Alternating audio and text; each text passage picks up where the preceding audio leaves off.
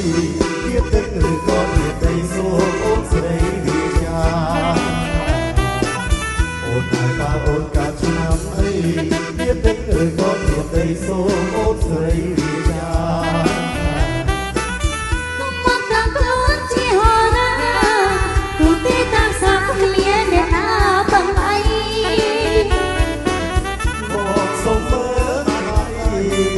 អូនមានអីមិនបាច់និយាយចាំដៃជើដៃនេះរជាអត់អូនប្រមាបើគិតតាមក្បួនហោរាគេនិយាយថាជាភ្លើដៃនេះរជាអត់